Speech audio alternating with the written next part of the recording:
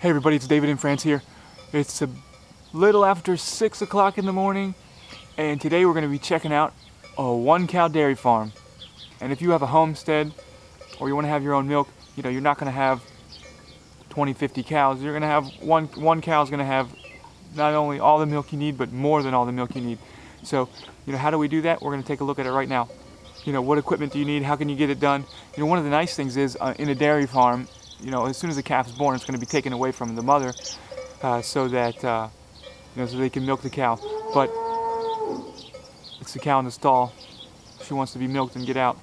So, you know, but one of the nice things about this setup is the cow produces way more milk than we need. So the cow is with her calf pretty much all the time, and then the night before we want to milk her, we just put her in the stall and separate her, and then the next morning we milk her. So we're going to go ahead and take a look at that right now. But don't forget to subscribe to my channel where I make videos about nature and about food and about adventures of everyday life in France and in America. Okay, I'm going to show you folks how I've arranged things so that I can milk a cow just for home consumption, which is very different from milking for production where you milk twice a day. I basically have it down so I can milk once a week just for home production. Now, I started out for the first year or two milking by hand, which was fine, but it does take a lot of work and it's not as sanitary as using a machine. So I've gone to a machine. I like it a lot better, and I pasteurize my milk. But for those of you who are interested in drinking raw milk, I really do recommend it, because milking by hand, you have an open bucket in the barn, and contaminants can fall into the bucket, and yeah, you filter them out, but what kinds of germs and bacteria are in the contaminants that you're just trying to filter the chunks out of, this is a much more sanitary method. So what you see here is the parts to a milker, and again, this is different from milking twice a day, because if you milk twice a day, you're not going to disassemble the whole thing for each milking. You run some cleaner through the milker, hang it up, and that's it.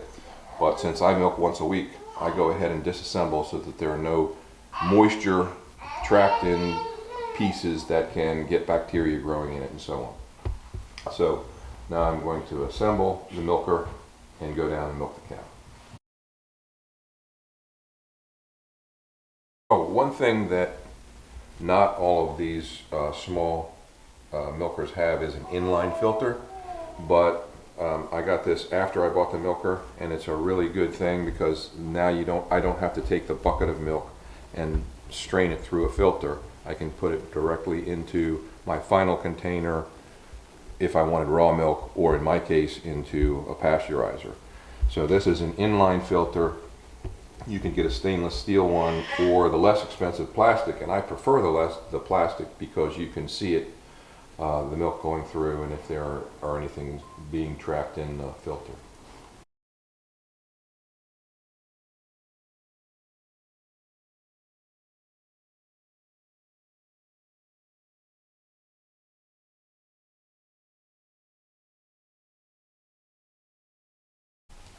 Okay, so that's all done and ready to put on the milking bucket.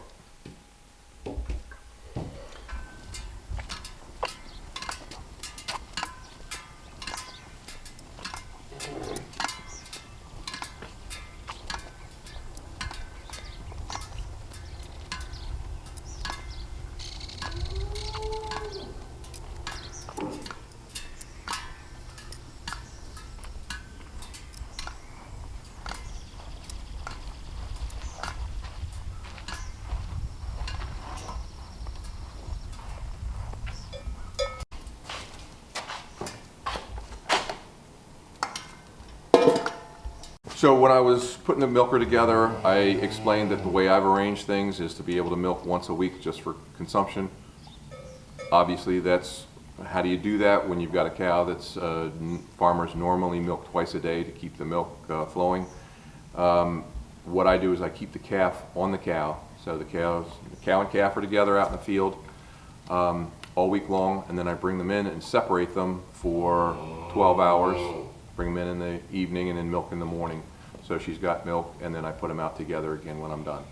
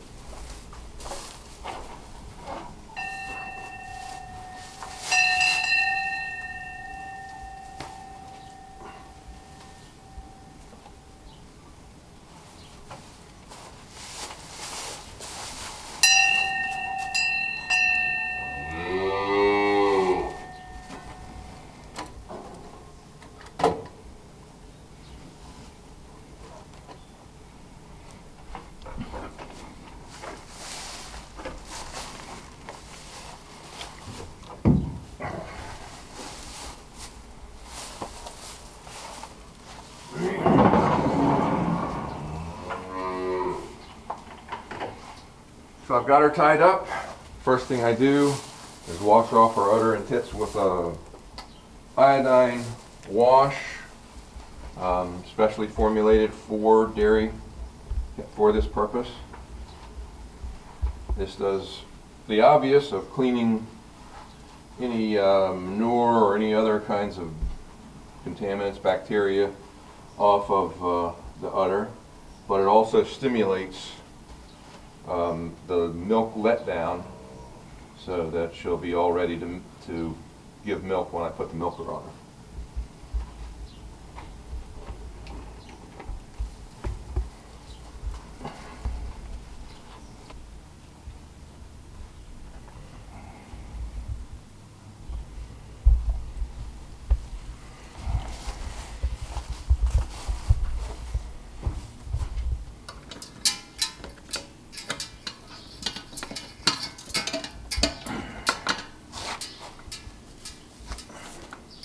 So what did you hook that milker up to just now? So this is the a vacuum pump, and it's designed for, it's on wheels, it's designed for taking a cow to a county fair, to shows and so on. So it's portable and it's small, but it's the same principle of any large dairy where they would have, when I was a kid, we had a big dairy farm and we had a thing that looked like an air compressor that you might see at a garage, but instead of compressing air, it's actually creating a vacuum through pipes that you can hook a milker to, and the vacuum then runs the milker to milk the cow.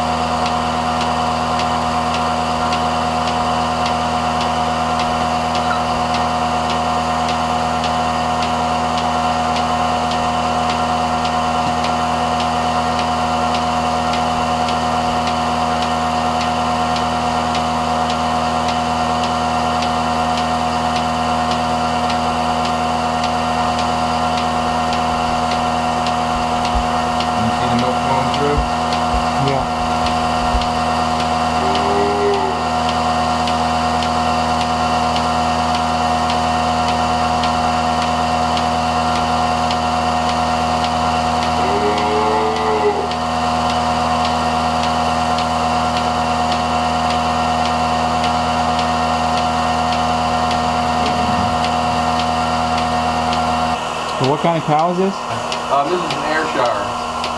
So interestingly, different cows have different, they all give milk and it's all pretty similar if you drink a glass of it, but there are different components to it. The Ayrshires are famous for a certain kind of protein that is really good for cheese making.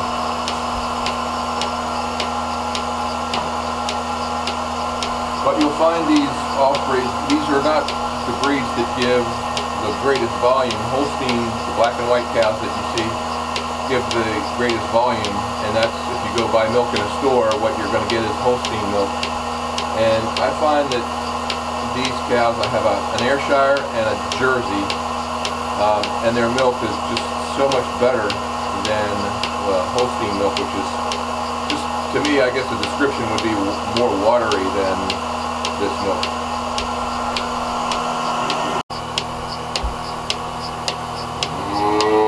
So this cow's really calm. It hasn't moved since you started milking. Right. She's quite calm. The other cow is even calmer. And when you first start out, even a tame cow is going to move around a lot because it's a new experience. So those of you who are interested in doing this, you may want to build a little stanchion like we have in cow dairy barns, which is basically just rails on both sides to keep the cow from moving sideways when you milk her. The other thing I can mention as you're milking, for one thing, when you have clear tubes, you don't have to buy clear tubes, but I like them because you can actually see what's happening. You can see the milk flowing through, and you can see as it diminishes in flow. But the other thing that you'll gain ability to do over time is the udder has 4 sections, and they're separate from each other. And you can feel the section and tell when it's empty of milk. Like I can feel that these are getting there, but they still have a good bit of milk left in them, so I'll be milking for a while yet. Okay.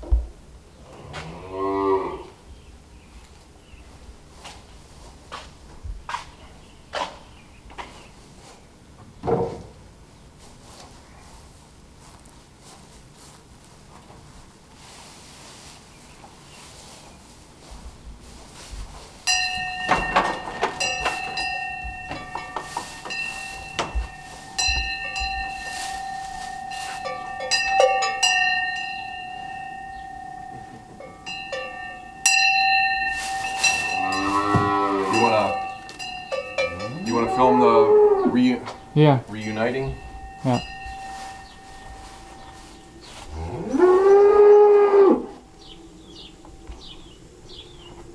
This cow's like, that cow doesn't have a care in the world. I know, she is. You talk about tame. This girl is tame.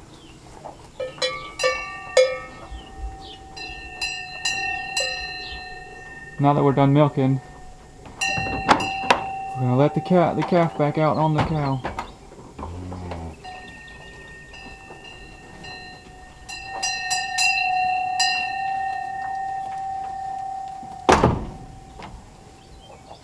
Do you think there's still some milk in there? Yeah, there'll be a little bit of residual, and plus she'll make more.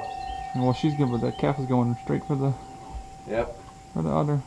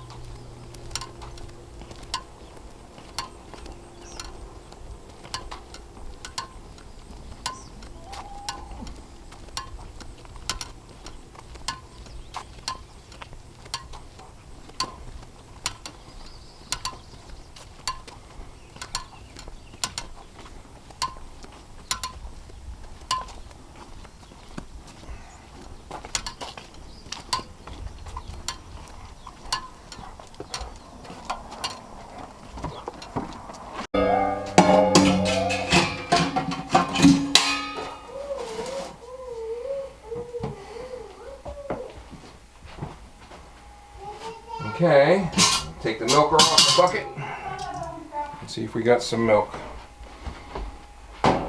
Looks like it.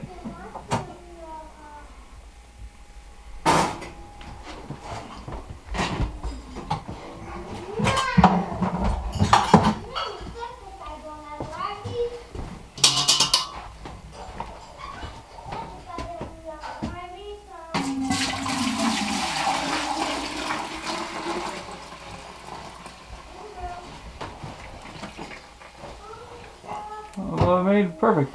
Yeah. That's About 2 gallons of milk there. Okay. So 2 gallons of milk will get us through the week.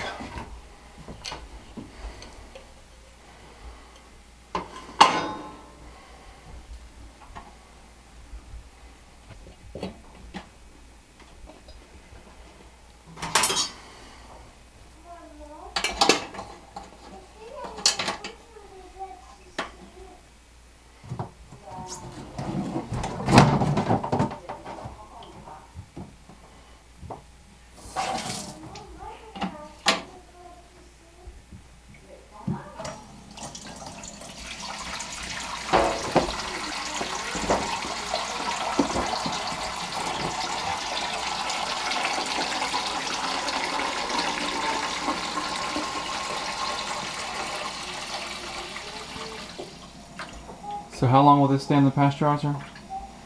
Well, it'll probably take about 10 or 15 minutes to hit the proper temperature, and then I turn it off and start running cooling water through it. And that can, you can actually do that all day if you're busy doing other things, but I generally do it for about an hour or so. So it's cool enough to put right into the refrigerator.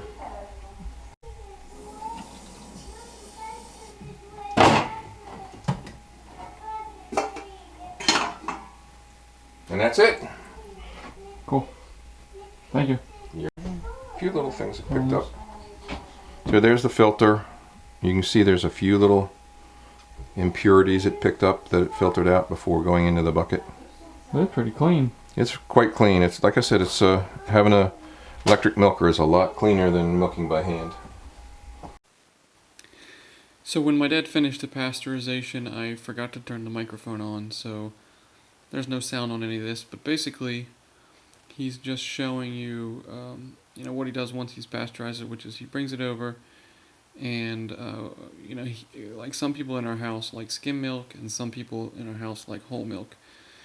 So what we'll do is we'll pour the milk into the plastic jug, and you see it's got a spout on the bottom, so if you want, and it'll, because it's not homogenized, it will naturally separate the skim milk. The cream will float to the top, and then you'll have skim milk underneath. So if you take milk out of that spout, you'll get skim milk. But I prefer whole milk, and the kids drink whole milk. So for those of us who want whole milk, we pull off, probably we'll take half of that and put it in this. He's going to do it now in this glass jug, and the glass jug will, because right now that milk's still whole, so we'll fill the jug up with milk, and then that'll be whole milk. It'll still separate because it's not homogenized, but before you pour it out, you can just shake that jug, and then you'll have whole milk.